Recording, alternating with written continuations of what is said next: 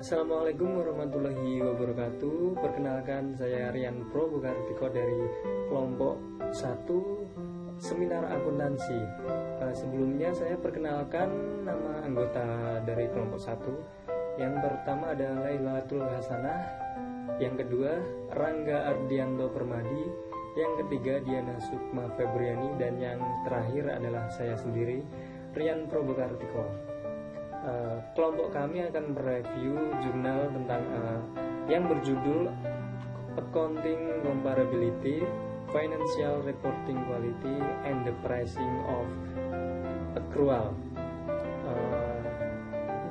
Jurnal ini dibuat oleh Anthony Chen dan James Jian Singgong dari Department of Accounting, Mahalo College of Business and Economics, California State University.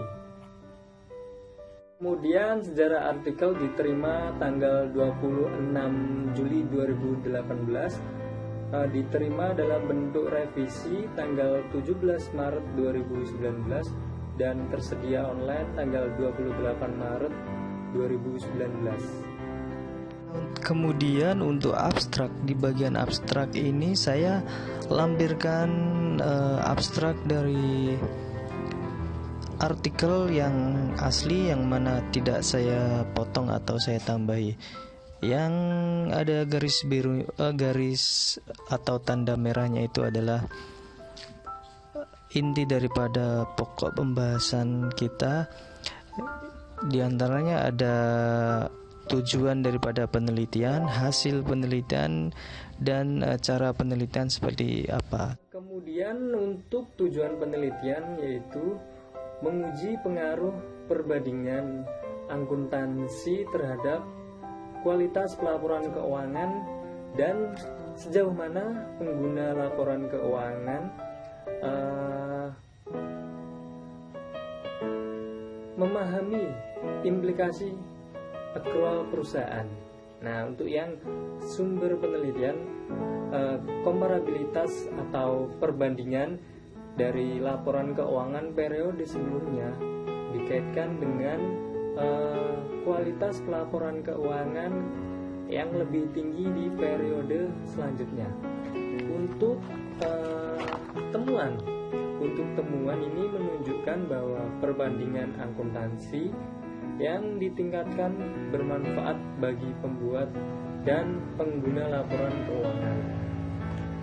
Mungkin sekian dari pemaparan saya. Jika ada kurang dan lebihnya, saya mohon maaf.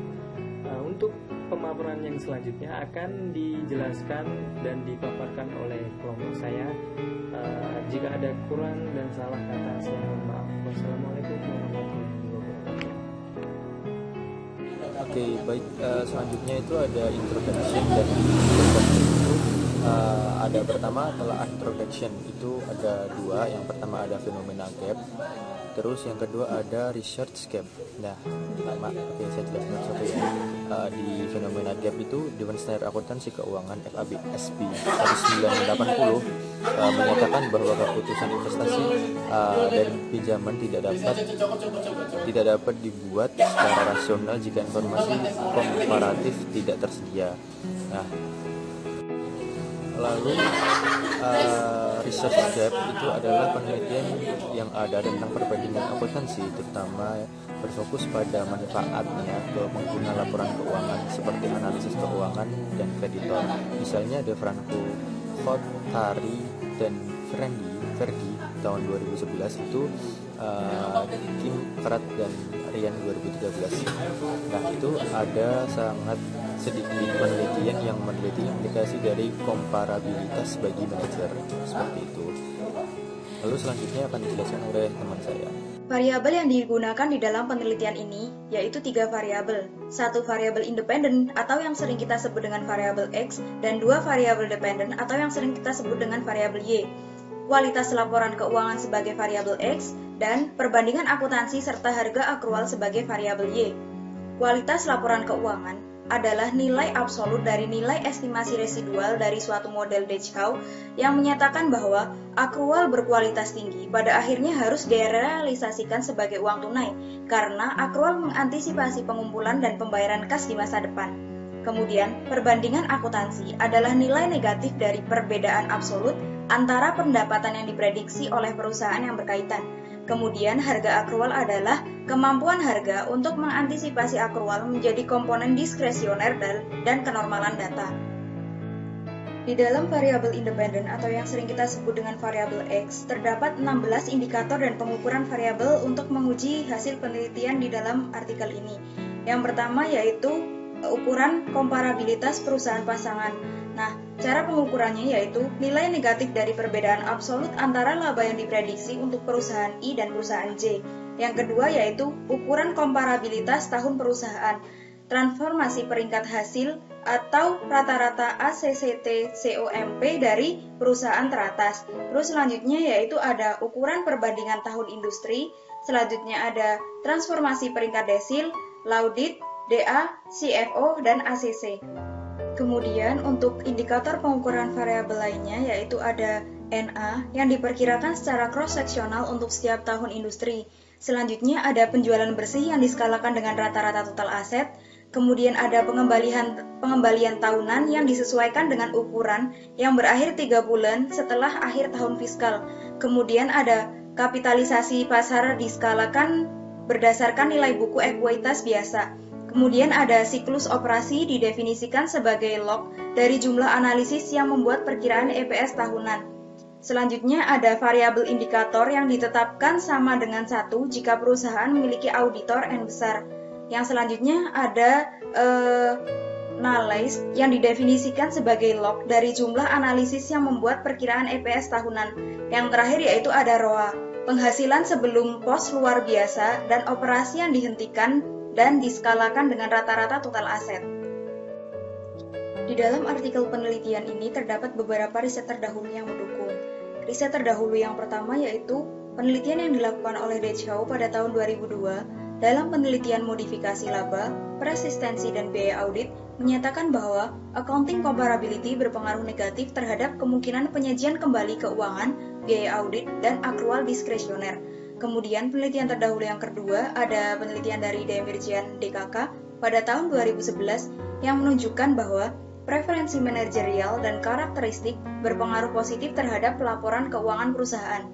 Kemudian yang ketiga, penelitian dari Chen dan Collins pada tahun 2013 yang menyatakan bahwa pada penelitian dampak komparabilitas dan keputusan pengguna laporan keuangan menyatakan bahwa komparabilitas berpengaruh positif dalam menentukan harga akrual yang efisien bagi investor. Kemudian yang keempat, ada penelitian dari Bart DKK pada tahun 2012. Dalam penelitiannya menyatakan bahwa metrik kualitas akuntansi yang mereka periksa hanyalah berpotensi terkait dengan komparabilitas. Kemudian selanjutnya ada riset terdahulu yang dilakukan oleh Gong Li Zhao pada tahun 2013 yang menyatakan bahwa tingkat komparabilitas yang lebih rendah diukur dengan non-sinkronisitas laba meningkatkan kecenderungan manajer untuk mengeluarkan perkiraan laba untuk mengurangi biaya yang diharapkan terkait dengan asimetri informasi. Selanjutnya ada penelitian dari Kim et al. Pada tahun 2013 juga yang menyatakan bahwa komparabilitas berhubungan positif dengan likuiditas obligasi yang mendukung pandangan bahwa komparabilitas membantu pelaku pasar untuk memproses informasi dan mengurangi asimetri informasi di pasar modal. Yang selanjutnya juga ada riset terdahulu dari Betty Liu pada tahun 2013 yang menunjukkan bahwa informasi pelaporan keuangan suatu perusahaan itu mempengaruhi pelaporan keuangan dan keputusan perusahaan yang terkait di dalam perusahaan tersebut. Kemudian terdapat beberapa studi lain yang terkait. Beberapa penelitian terbaru meneliti konsekuensi dari perbandingan bagi pengguna laporan keuangan seperti penelitian yang dilakukan oleh De Franco et al., Kim et al., Francis Huang, Chen et al., dan Choi Choi. Secara keseluruhan, penelitian tersebut itu menyatakan bahwa studi tersebut menunjukkan bahwa komparabilitas dikaitkan dengan lingkungan informasi. Namun, sangat sedikit penelitian yang meneliti tentang implikasi dari komparabilitas bagi para manajer. kemudian pihak penting di dalam proses pembuatan dan penyebaran informasi. Oleh karena itu, penelitian ini meneliti tentang komparabilitas akuntansi pelaporan keuangan terhadap harga akrual. Hipotesis penelitian. Di dalam artikel penelitian ini, penulis menawarkan dua hipotesis penelitian. Hipotesis yang pertama yaitu perbandingan akuntansi berhubungan positif dengan keuangan dan kualitas pelaporan keuangan.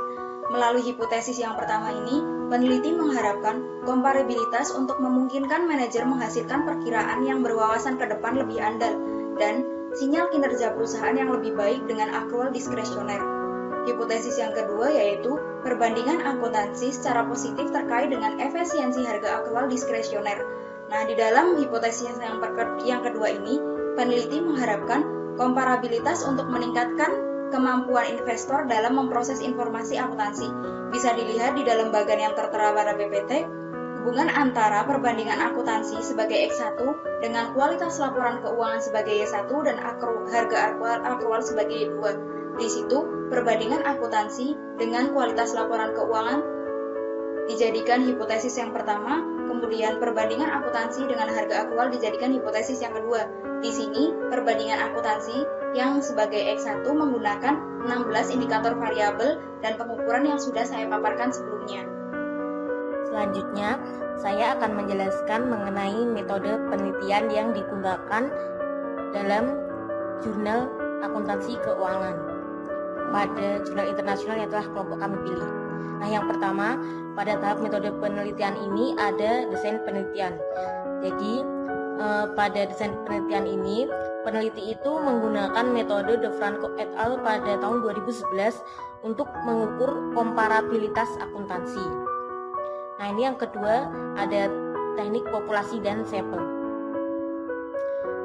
Pada teknik populasi dan sampel ini, peneliti itu mengumpulkan sampel dari Compusta dan CRSP untuk periode 1988 sampai 2017, di mana data laporan arus kas itu tersedia untuk 15 akrual penghitung. Jadi semua variabel kontinu dimenangkan pada tingkat 1% dan 99% proses pemilihan sampel peneliti yang dijelaskan dalam jurnal tersebut. Selanjutnya ada pengumpulan data. Pada teknik pengumpulan data ini, peneliti ini mengumpulkan data analisis dari Institutional Brokers Estimate System. Jadi, data kepemilikan dari institusional ini berasal dari Thomson Reuters dan penyajian ulang data audit ini dari audit analistik. Kemudian selanjutnya ada tahap analisis data. Pada analisis data ini, peneliti menggunakan teknik korelasi Pearson dan menemukan bahwa komparabilitas ini secara signifikan dan juga negatif terkait dengan kemungkinan penyajian kembali dan nilai absolut akrual diskresioner.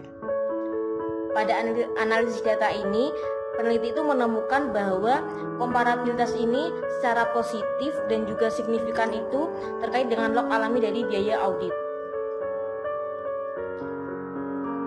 Selanjutnya, saya akan menjelaskan mengenai tahapan hasil dan pembahasan.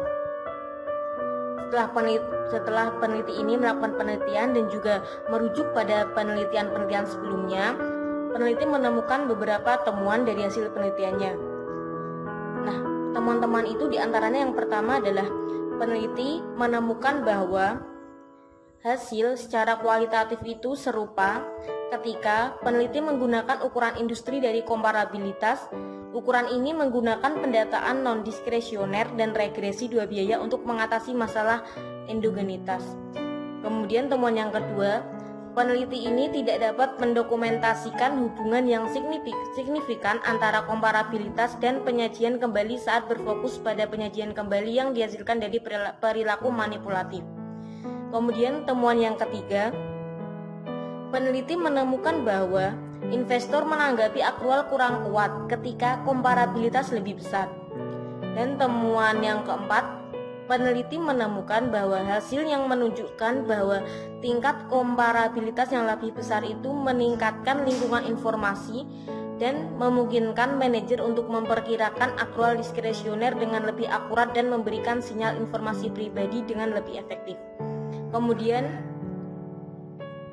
temuan yang terakhir, jadi dapat disimpulkan bahwa dari hasil penelitian tersebut menunjukkan bahwa hipotesis H1 dapat diterima. Selanjutnya, saya akan menjelaskan mengenai telaah review. Telaah review tentang metode penelitian dan juga hasil dan pembahasan. Menurut kami, telaah review pada metode penelitian dari segi kelebihan. Dalam metode penelitiannya ini mungkin secara keseluruhan sudah bisa dipahami alurnya, tapi ada juga beberapa kekurangan yang menurut kami perlu diperbaiki dalam jurnal akuntansi keuangan tersebut. Nah, kekurangannya itu yang pertama bahwa dalam metode penelitian itu tidak dijelaskan secara informasi lengkap terkait dengan teknik pengumpulan data dan juga jenis data serta prosedur pengumpulan data. Yang mana sebenarnya pada teknik-teknik tersebut itu sangatlah penting untuk dijelaskan supaya pembaca ini lebih mudah memahami jurnal tersebut. Kemudian kekurangan yang kedua, populasinya itu tidak dijelaskan dalam jurnal tersebut, hanya sampel saja yang dijelaskan. Dan ini juga membuat pembaca itu merasa bingung karena tidak dijelaskan populasinya secara rinci. Dan kekurangan yang ketiga yaitu belum terdapat kerangka berpikir dalam artikel jurnal. Kita ketahui bahwa kerangka berpikir itu merupakan suatu bagian yang sangatlah penting dalam suatu metode penelitian. Dan menurut kami, kerangka berpikir ini haruslah dijelaskan dalam jurnal tersebut, akan tetapi pada jurnal tersebut tidak dijelaskannya. Nah, mungkin untuk kedepannya saran dari kami itu mungkin bisa diperbaiki lagi. Nah, untuk hasil dan pembahasan, pada tahapan hasil dan pembahasan ini kami menyimpulkan bahwa hasil dan pembahasannya ini sudah menjelaskan secara rinci tentang penemuan-penemuan penelitian yang dilakukan dan data yang disajikan itu juga sudah cukup jelas dan sistematis. Baik, sekarang kita masuk kepada kesimpulan. Nah, buat kesimpulan ini, makalah ini membahas tentang konsekuensi dari komparabilitas pada pembuat dan pengguna laporan keuangan. Nah, itu di sini menemukan bahwa komparabilitas dikaitkan dengan kualitas pelaporan keuangan yang lebih tinggi dalam sampel, di mana diskresioner akrual kemungkinan memberikan manajer untuk memberi sinyal kinerja perusahaan di masa yang akan datang. Nah, investor menganggap akrual yang kurang kuat ketika komparabilitas lebih besar, seperti itu. Lalu penelitian ini juga berkontribusi secara lebih umum pada literatur yang memeriksa faktor-faktor yang mempengaruhi keputusan pelaporan manajerial. Studi kami meluas pada Gong et al. Seperti itu. Baik, sekarang kita masuk ke tahap conclusion. Jadi di conclusion pada jurnal ini sudah menjelaskan secara detail gambaran dari apa yang dicari. Bahkan dalam conclusionnya itu sendiri itu udah mencakup dari awal sampai akhir seperti itu, dan begitu detail hingga mungkin sedikit kurang, maksudnya minusnya sedikit gitu. Namun seperti biasa ada kelebihan juga pasti ada kekurangan, dan kekurangan pada conclusion ini adalah dalam tata bahasa. Jadi tata bahasanya di sini sedikit ribet, rumit, dan agak sulit untuk dipahami, seperti itu. Dan sekian presentasi dari kami. Kami berharap teman-teman dapat memahami materi yang kami sampaikan, juga dapat menjadikan teman-teman itu menjadi lebih paham itu. Terus juga terima kasih atas perhatiannya. Ada kurang lebihnya kami mohon maaf. Sekian, selamat pagi.